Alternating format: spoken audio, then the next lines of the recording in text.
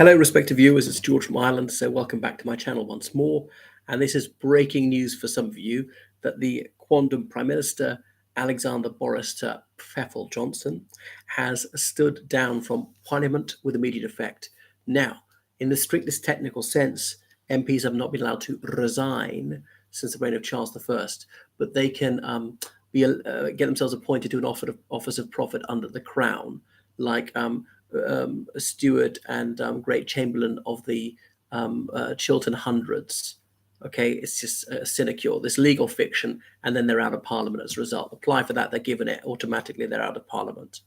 But anyway, so Boris Johnson, in a shock move, resigned. There was speculation some months ago that if the House of Commons Standards and Privilege Committee report lacerated him, he might be obliged to resign from Parliament. Now, he's not legally obliged to do so, but they thought that the political and societal pressure would be so severe that he would probably tender his resignation. I thought it unlikely. I thought he'd brass it out. He's just so brazen, a man who's conscienceless, yes, and whatever, shameless as well. And I thought he had the brass neck to just stay nevertheless. However, I'm surprised. But it might be because he realizes his days as a significant force in Parliament are numbered, just time to go out and make loads of money on the lecturing circuit, selling his books and so on, and oafing around the world because he wants to earn serious dosh. He's bought a mansion in Oxfordshire, recently £4 million. He's had his third child was his third wife, brings up to a total of 8 bairns, to the best of my computation. There may be more coming out of the woodwork, and so on, which is why he had to get that loan in, which was questionable in terms of how ethical it was in relation to appointing the chairman of the BBC. So Boris Johnson, wow. And anyway, but he has people in Parliament who will fight his corner. Some Conservative MPs who really are for him. Mark Jenkinson, the Workington MP, he noticed he came out all guns blazing for him. Brendan Clark-Smith and so on are some Conservative MPs who've tweeted in his favour. It all goes back to those infamous lockdown parties. One was in 2020, a few months into coronavirus, but they didn't come to light till 2021. The birthday party when he was ambushed with a birthday cake, a Christmas party. Now, the Christmas party he didn't actually attend, but nevertheless, they were his staff. He set the tone. He took no action about it. There were various other parties in Whitehall. Ultimately, he carries the can. This is the time of stringent coronavirus lockdown regulations. There were flagrant and repeated breaches of this. He was fined by the police. He chose to pay the fine. So anyway, he's found to have misled Parliament, and he said, "Oh, that's not true. It was a kangaroo court." The Honourable Jacob Rees-Mogg said there were marsupials, impliedly taking his side, that they were people who were prejudiced against Johnson and had decided before the hearing even began they were going to find against him no matter what. That's Johnson's contention. I think it's so absurd as to be unworthy of a confutation. Now, yes, there were some Labour MPs there. It's always a cross-party thing. There were some Conservative MPs, some of whom found against him as well. Somebody has to make the decision, and everybody's got a political opinion. Therefore, nobody can be involved because everyone's got an opinion. Now, I read Boris Johnson's statement in full, and there is some merit in some of what he says. I think that the chief counsel of it was this. He's not an MP. A Labour supporting Guy Stillitz is a King's Counsel, as in top barrister.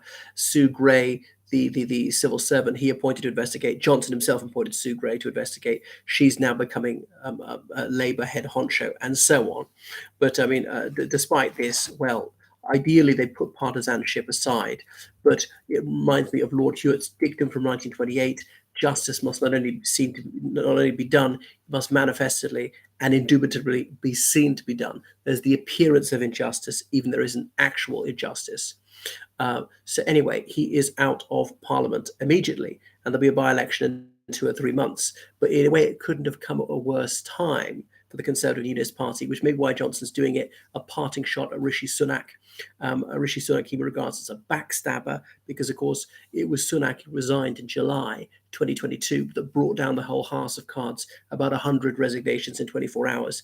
Even Johnson was brought to his senses and had to realise he simply couldn't go on as Prime Minister and tendered his resignation as leader of the Conservative Party until such time as a replacement could be selected. Of course, it turned out to be Liz Truss in the interim for 49 ill-starred days.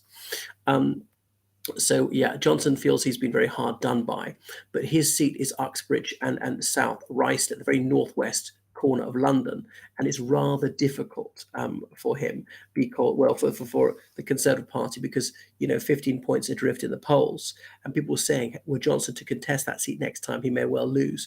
That might be part of the reason he's leaving Parliament. He'd probably be offered a peerage, although no Prime Minister has gone to the upper house since Maggie Thatcher. So is the tradition broken? Johnson's resignation honours list just came out today. He made a resign partly to try and cover that up because there's been much kerfuffle about the people he awarded things to.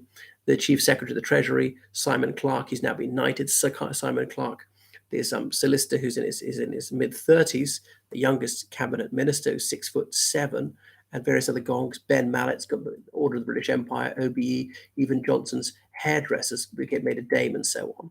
So the deputy leader of the Scottish National Party at Westminster said that Boris Johnson has jumped before he was pushed. And of course, Labour's attack hound, Angela Rayner, has gone into battle saying that the public is actually fed up with this Conservative soap opera. So they have to get a Labour one.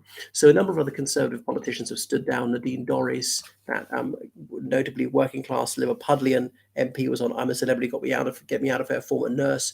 She's standing down from Parliament the next election.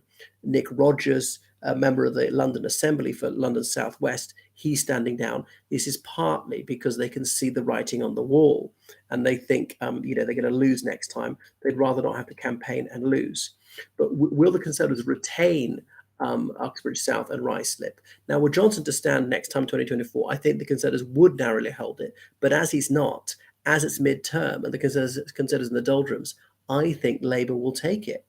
Not by much, but we shall see. When a sitting MP steps aside, that is the chance for the challenger party to take it, but particularly in mid-term.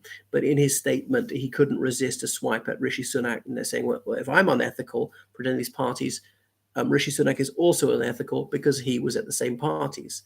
Now, there's a certain logic to that. Rishi Sunak was also fined by these investigations.